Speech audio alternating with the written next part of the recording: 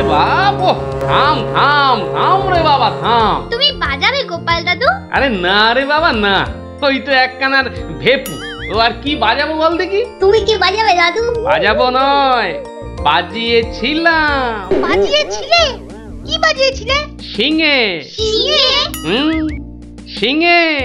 আর সেই দিন এও বুঝেছিলাম তোদের দিদাও বুদ্ধিতে আমার চেয়ে কিছু কম যায় না। বলো কি গো গোপাল দাদু? তাহলে আর বলছি কি, তাহলে গল্পটা একটু আমরাও শুনি। আরে একটু কেন, পুরোটাই শোন। শুরু করি তাহলে। বলো বলো। শোন তবে, তখন আমি দিনের পর দিন রাজসভায় গিয়ে রাজামশাইকে হাসাতে হাসাতে আর বাড়ামো করতে করতে একরকম ওই হাঁপিয়ে উঠেছি, বুঝলি। 1 2 3 4। আরে আরে আরে, এরকম ভাবে পায়ের বদলে হাতে করে হাঁটছো কেন? আমি একঘেয়েমি কাটাতে চাইছি। সারা জীবন তো পা দিয়ে হেঁটে এলাম, এবার উফ উফ চেষ্টা করছি হাতে করে হাঁটবার। এরকম ভাবে কেউ একঘেয়েমি কাটায়? লোকে তো পাগল বলবে। যাও নিজের কাজ করো গে, যাও, আমাকে আর জ্ঞান দিতে হবে না, বুঝলে, জ্ঞান দিতে হবে না। বলি হলোটা কি? একটা কথাও বলবে না, আমি কিন্তু ভীষণ রেগে যাব বলে দিলাম। কেন কেন এত গদগদানি কিসের? থাকো তো বাড়িতে, আর ওদিকে আমি দুবেলা ওই মাথার ঘাম পায়ে ফেলে মহারাজের মনোরঞ্জন করে তাকে সন্তুষ্ট করে 2 পয়সা ঘরে আনি। তা সে তো ভালো কথা, কিন্তু এতে এত রাগ করারই বা কি আছে? এই ভালো লাগছে না, বুঝলে, আমি যেন একটা যন্ত্র। আসলে আমার বড় একঘেয়েমি লাগছে, এই রোজ রোজ একই কাজ, আর পারি না বাপু। তোমার এমন কি শক্ত কাজ যে আর পারছো না? কাজ বলতে তো শুধু মহারাজকে একটু হাসানো আর কুট বুদ্ধি করে লোককে জব্দ করা। এ কাজ যে কেউ পারে, এর জন্য আবার পরিশ্রম। হাসি পায়। কি হাসি পায়? আমার কথা শুনতে তোমার হাসি পায়? বেশ, দেখি কতখানি মূরত তোমার। যাও দেখি কাল থেকে আমার জায়গায় ওই রাজবাড়ি গিয়ে মহারাজের কাছ থেকে টাকা রোজগার করে নিয়ে এসো দেখি। যাও যাও যাও যাও যাও দেখি, যাও যাও। ও এই ব্যাপার, এ আবার এমন কি শক্ত কথা? বেশ তো, সোজা কথা যখন, তখন তুমি কাজই করে দেখাও না, বুঝবো যে তুমি ওই গোপালের গিন্নি। ঠিক আছে, কালকে আমি তোমার বদলে মহারাজের কাছে যাব, দেখিয়ে দেব। তবে কি আমার একটা শর্ত আছে। শর্ত? আচ্ছা বেশ, বলো দেখি তোমার শর্ত। আমি যদি কাল মহারাজের কাছে যাই, মানে তোমার কাজ যদি কাল আমি করি, তাহলে আমার কাজটাও তোমাকে করতে হবে। তোমার কাজ মানে? তোমাকে রান্নাঘরে গিয়ে রান্না করতে হবে। রান্না? আমি আমি রান্না করব? ইস, তুমি না গোপাল ভাঁড়, তুমি না সবই পারো। দেখি কেমন রান্না করতে পারো। আমাকে রান্না দেখাচ্ছ? ঠিক আছে, দেখবে গোপাল ভাঁড় কেমন খিচুড়ি রাঁধতে পারে।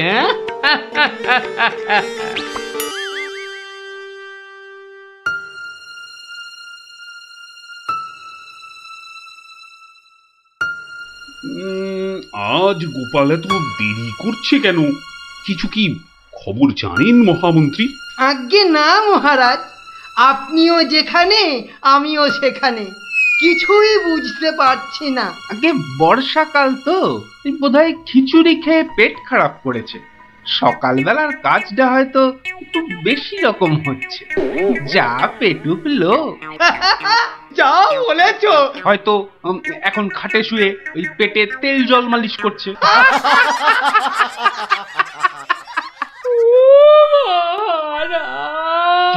কে ওখানে কাঁদে? কে? এ তো বড়ই হৃদয় বিদারক কান্না। মন্ত্রী দেখো তো কে? আহা, কি চাই? এই কে তুমি? কি চাও? দাঁড়াও, আমি যাচ্ছি। গিয়ে শুনছি।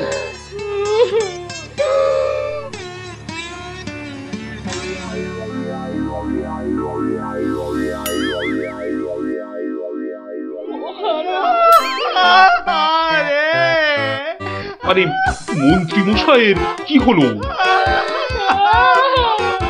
এ তো আচ্ছা ঝামেলা দেখছি। অমাত্য, তুমি একবার ওখানে যাও তো, গিয়ে দেখো কি ঘটেছে। মন্ত্রী হঠাৎ কেন কাঁদতে শুরু করেছে? যে আজ্ঞে মহারাজ, আমি এই যাব আর এই আসবো। যে তোমরা কি শুরু করেছো? হ্যাঁ, কি হয়েছে? ও মন্ত্রী মশাই, কি হলো আপনার? হ্যাঁ,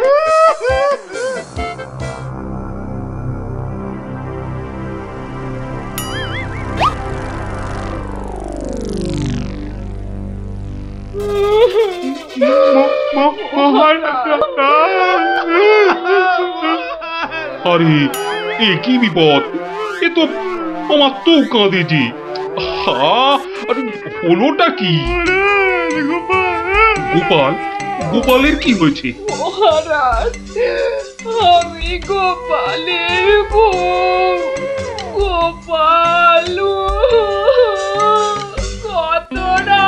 গতকাল রাতে? আরে গতকাল রাতে কি?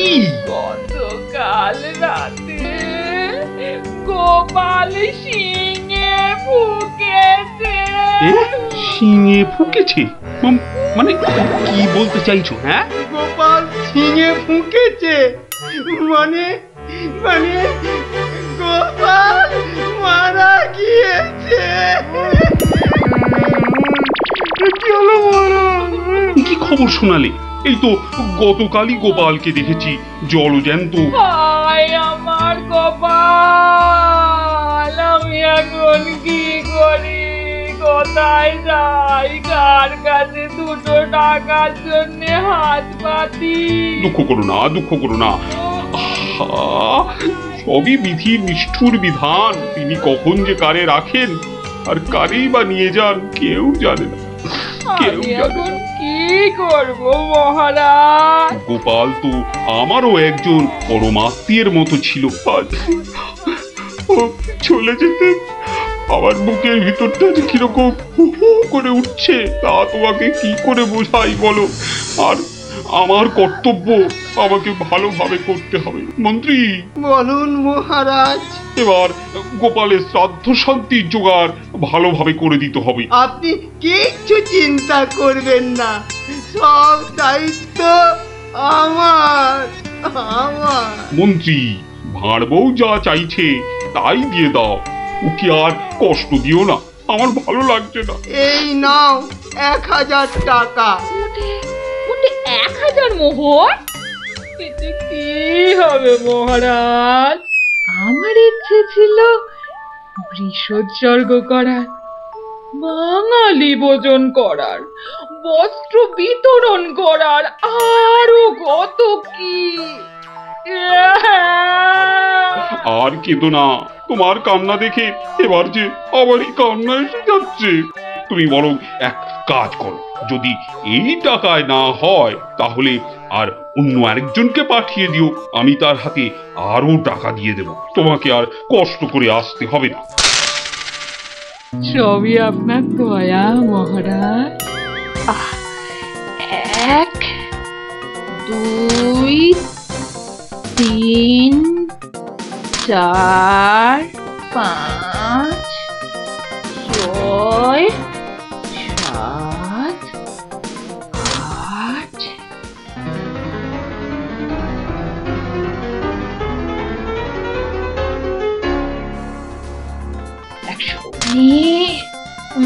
120 121 770 771 772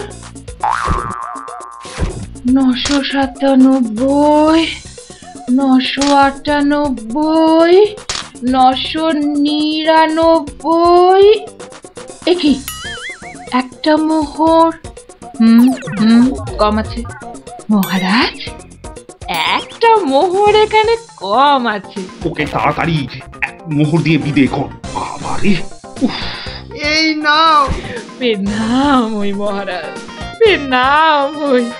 ওগো, তুমি কোথায় গেলে গো?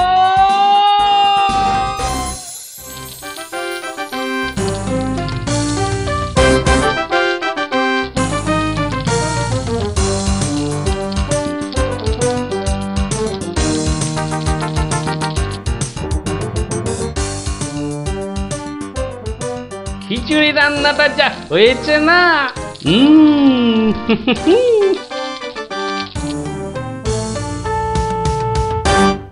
কি গো, কি গো শুনছো? এই যে, দেখো দেখো আমি কি এনেছি, দেখো। কই কই কই কই, দেখি দেখি দেখি। আরে বাবা, এই যে অনেক টাকা। এই এত টাকা তুমি কোথায় পেলে গো?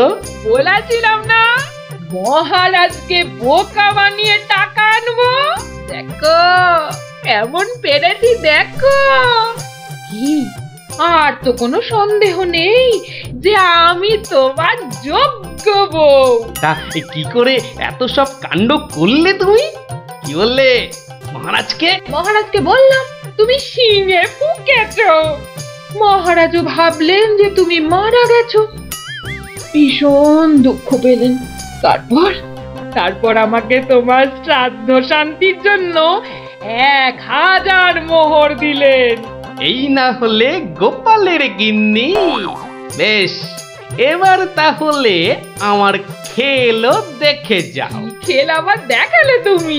এবার দেখে যাও তোমার স্বামী কেমন তোমার কাজও করতে পারে।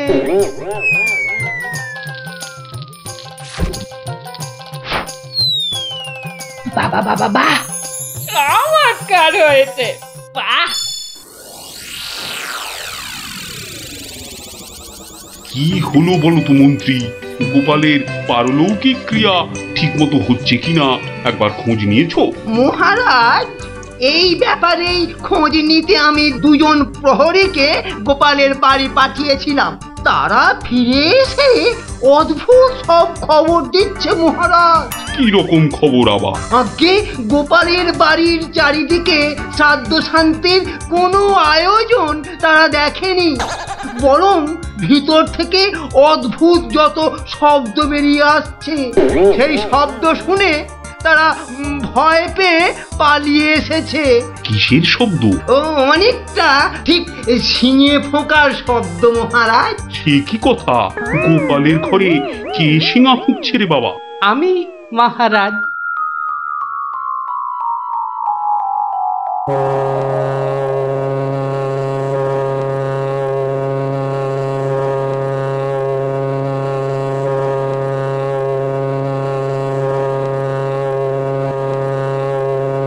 থামো গোপাল, তুমি এখানে কি করে সম্ভব? আগে মহারাজ আমাকে আমার স্ত্রী পাঠালো। আপনি বলে দিয়েছিলেন যে ওই আমার শ্রাদ্ধ শান্তির জন্য টাকা দেবেন, যদি কিছু বেশি লাগে তাই ওই বাকি টাকাটা আনতেই আমি এসেছি। কি ব্যাপার? তুমি কালকে যে শিঙে ফুঁকেছো, মানে মারা গেছো, আজ আবার এলে কি করে? আমি যে নিজের চোখকেই বিশ্বাস করতে পারছি না। তোমার স্ত্রীকে আমাকে মিথ্যা কথা বলে টাকা নিয়ে গেল? মহারাজ, আমার স্ত্রী আপনার কাছে এতটুকু মিথ্যে কথা বলেনি মহারাজ। সে প্রবঞ্চক নয়। গতকালের কথাটা আপনি ওই ভালো করে ভাবুন মহারাজ। কি বলেছিল আমার স্ত্রী? কি আবার বললো? তুমি নাকি শিঙে ফুঁকেছো? যথার্থই সত্য কথা মহারাজ। আমি গতকাল থেকেই এই শিঙেটা ফুঁকছি। বিশ্বাস না হয় শুনুন। থামো থামো তো গোপাল, থামো। ও, আমার যথেষ্ট শিক্ষা হয়েছে। সত্যি গোপাল, তোমার ভার না হয়ে না মুক্তার হওয়া উচিত ছিল। আগে অপরাধ নেবেন না মহারাজ। আসলে আমি দেখতে চেয়েছিলাম যে আমার গিন্নিও আমার মতো বুদ্ধি ধরে কিনা। তা সে যে এত চতুর তা আমার জানা ছিল না মহারাজ। যাকে যাকে, আপনার অনেক সময় নষ্ট করেছি, আর কালকের টাকাটাও আপনার কাছে ফেরত এনেছি মহারাজ। দয়া করে পুরো ব্যাপারটাকে একটা মজা ভেবে নিন। না না, ও টাকা তোমাকে আর ফেরত দিতে হবে না। তোমার গিন্নির বুদ্ধির তারিফ করে আমি ওই টাকা পুরস্কার হিসেবে দিলাম। মহারাজের অসীম দয়া। জয় গোপাল গিন্নির জয়।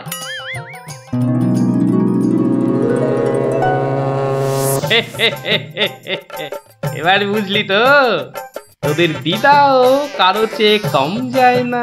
দারুণ দারুণ, সত্যি দিদা তোমাকেও হার মানিয়ে দিয়েছে। ঠিক ঠিক দাদু, এবার তাহলে দিদার বুদ্ধি আরেকটা গল্প বলো। না না না না, সন্ধে হয়ে এলো, তাড়াতাড়ি বাড়ি না ফিরলে তোর দিদা আমাকে ঝাঁটা নিয়ে তাড়া করবে। এই শোন, তোরাও সব বাড়ি যা। আরে যা যা যা, পড়তে বসগে, যা যা যা, আবার কাল বিকেলে আসিস, বুঝলি?